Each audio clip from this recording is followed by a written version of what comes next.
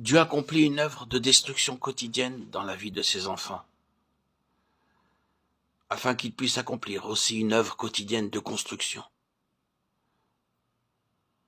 Dieu détruit pour pouvoir nous édifier. Chaque jour, il détruit les choses, et chaque jour, il édifie Christ. C'est ainsi que Dieu agit à l'égard de ses enfants. Permettez-moi de vous dire qu'autrefois, Dieu apparemment vous accordait un don ou le pouvoir d'être patient. Aussi, vous avez pu alors peut-être penser que votre problème à l'égard de la patience était résolu.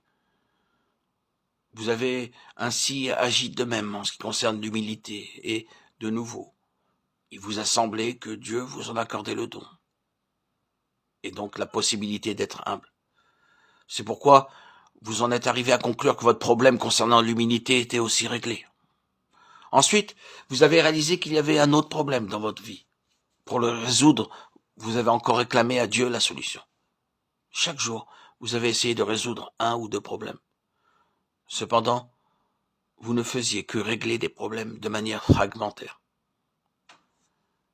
Frère, Dieu veut ôter toutes ces choses, afin de vous donner une personne qui sera tout à la fois votre humilité, votre patience, votre amabilité et votre amour. Car Christ est tout. C'est là ce qui constitue réellement le christianisme. Dieu édifie sans relâche, jusqu'à ce que finalement, tout l'univers même confesse que Christ est vraiment tout. Aujourd'hui, Dieu désire œuvrer en nous pour pouvoir déclarer que Christ est tout. Veuillez me pardonner cette référence à moi-même pour un instant. Je suis concerné par la vie spirituelle d'un bon nombre de personnes. Souvent, je remarque que certains ont besoin d'aide et je les exhorte en disant « Frère, l'amour te fait défaut. La prochaine fois, tu dois manifester de l'amour à l'égard de ton frère. » Ainsi donc, je l'encourage à aimer. Supposons qu'il écoute ce que je lui ai dit et qu'il parvienne à aimer son frère. Nous le considérerons alors comme un bon frère et nous serons réconfortés en voyant le résultat de notre travail. Cependant, ce que ce frère a manifesté, c'est son propre amour et non pas Christ.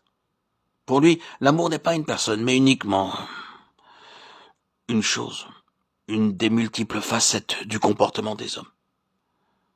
C'est ce que j'appelle le savoir-vivre chrétien, car il met en valeur certains aspects de la bonne conduite des hommes.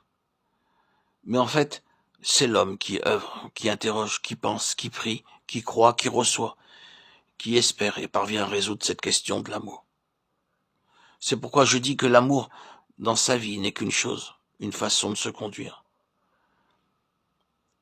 Il en est tout autrement lorsque l'amour est Christ. L'amour, c'est Christ, et non pas moi. C'est Christ, et non pas moi qui aime. L'amour procède alors de la loi de la vie, et non pas d'une manière de se conduire délibérée. C'est un christianisme tellement différent. Je me demande si vous avez bien saisi cela. Que ressentez-vous quand, après avoir aidé un frère à marcher avec le Seigneur, vous apprenez plus tard qu'il est toujours occupé par les choses du christianisme? Et cependant, n'a-t-il pas besoin de connaître Christ comme le tout de Dieu